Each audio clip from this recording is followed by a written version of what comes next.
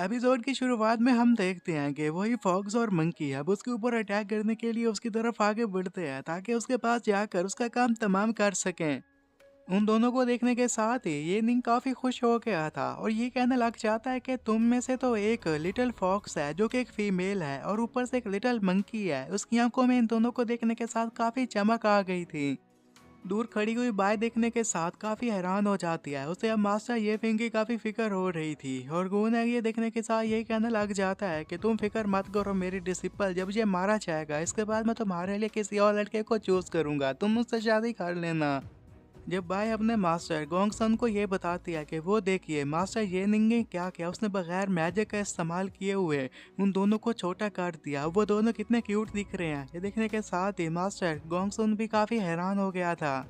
ये निंग ने जैसे ही उन दोनों को टच किया था वो दोनों अब काफी छोटे हो गए थे, अब क्यूट से जानवर बन गए थे। इन दोनों के साथ ही वो खेलने लग जाता है। उन दोनों जानवरों को भी समझ में नहीं आ रहा था कि आखिर ये हमारे साथ क्या करने की कोशिश कर रहे हैं। गोंगसान ये देखने के साथ ये कहता है कि मुझे यकीन नहीं आ रहा कि ये दोनों के डीमंस काफ़ी बड़े लेवल के थे, लेकिन इसने सिर्फ अपने नंगे हाथों की मदद से उन दोनों को पकड़ लिया। मैं तो ये इस बात का अंदाज़ा ही नहीं लगा सकता कि आखिर ये लड़का कितना पावरफुल होगा। ये निंग उन दोनों को शैतानी नज़रों से देखता है और फिर उन दोनों को पकड़ने के साथ ये कहने लग गया था कि अब तुम दोनों जैसे कि नन्हे शैतान मेरे हाथों में आ चुके, अब तुम दोनों मेरे ही हो। मैं तुम दोनों को अब नाम दूंगा। और वो उनके बारे में नाम सोचने लग गया था। मंकी के लिए उसने तूबा का नाम रखा था और हो जिंग उसने फॉक्स को नाम दिया था। और इस नामों को साथ ही वो काफ़ी खुश हो जाता है। अब वो इन दोनों को इन्हीं नामों से पुकारने वाला था। बैगर गो ये देखने के साथ हैरान हो जाता है। वो ये कहने लग जाता है कि ये लड़का तो काफ़ी पावरफुल है, अगर मैं इसे अपने मास्टर के तौर पर चूज कर लेता हूँ तो इसके बाद यहाँ पर कोई भी मेरे से पंगा नहीं लेगा और जो लोग मुझे बुली करते हैं वो लोग भी मुझे बुली करना बंद कर देंगे। के साइड से सांड जो कि अभी बचा हुआ था तेजी से इस पर अटैक करने के लिए आगे बढ़ता है ताकि अटैक करके इसका काम खत्म कर सके। ये निंग उसे देखते साथ ही कहता है, ओह अच्छा तो तुम अभी तक जिंदा हो, मुझे लगा था कि यहाँ पर अब कोई मुझ पर अटैक नहीं करेगा, लेकिन तुम तो मेरे ऊपर अटैक करने के लिए आ रहे हो। और इसी के साथ ही रेड रुमाल अपनी पॉकेट में से बाहर निकाल लेता है। उसे पता था कि इनके साथ क्या करना है। जैसे ही वो सांड उसके करीब आया था तो वो आगे से रेड रुमाल निकाल लेता है और रेड रुमाल की वजह से ही वो सांड उसका पीछा करते करते है जाकर एक पॉन्ड में गिर जाता है। अब वो जैसे ही पॉन्ड में गिरा था कि तभी ही पीछे से ये निंग ये कहने लग जाता है कि मुझे नहीं पता था कि इस पॉन्ड में अभी भी एक फिश बाकी है। और वो जिस फिश की बात कर रहा था वो कोई और नहीं बल्कि एक ड्रैगन था।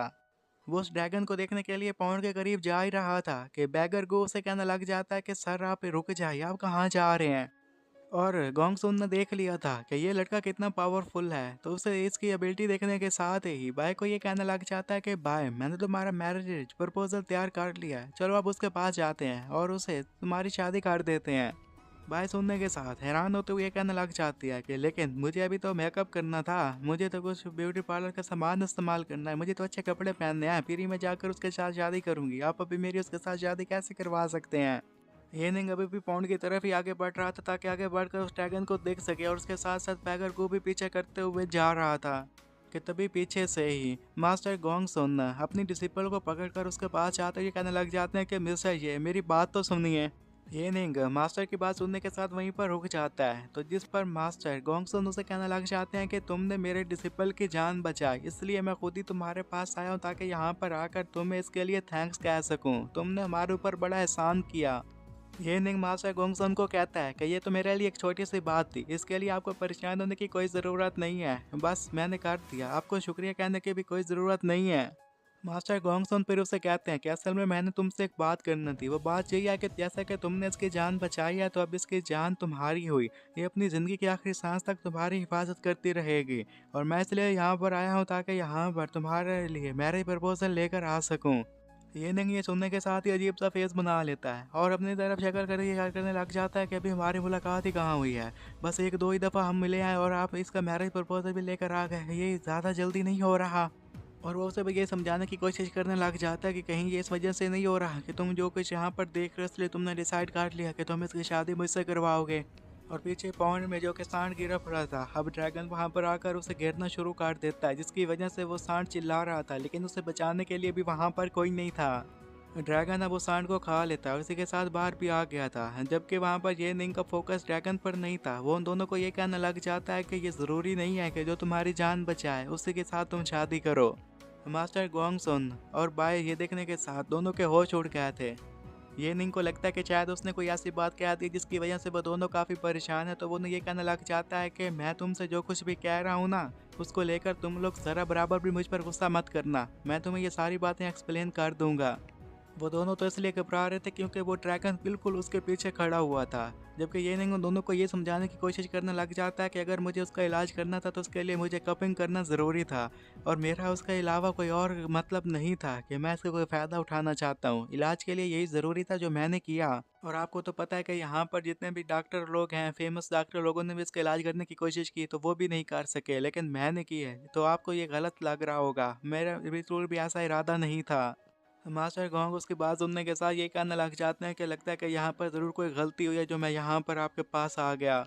और वो उसके सामने झुककर उससे ये कहने लग जाता है कि मैं तो यहाँ पर मैरिज प्रपोजल लेकर आया था, लेकिन मैं देख पा रहा हूँ कि आप कितने स्ट्रॉन्ग हैं, आप कितने पावरफुल, आप किसी से नहीं डरते बल्कि हर किसी को हरा देते हैं, तो इसलिए मैं चाहता हूँ कि आप मुझे अपने डिसिपल के तौर पर चूज़ कर लें। ये निंग मास्टर गोंगसुन की बात सुनने के साथ फिर से हैरान हो जाता है और ये कहने लग जाता है कि आखिर यहाँ पर ये सब कुछ क्या चल रहा है, ये क्या कहने की कोशिश कर रहा है। वो भाई के पास जाता है और वहाँ पर जाकर उसे कहने लग जाता है कि क्या तुम्हारे मास्टर का दिमाग ख़राब हो गया, तुम भी इसे समझाओ ना, इसके साथ क्या मसला है।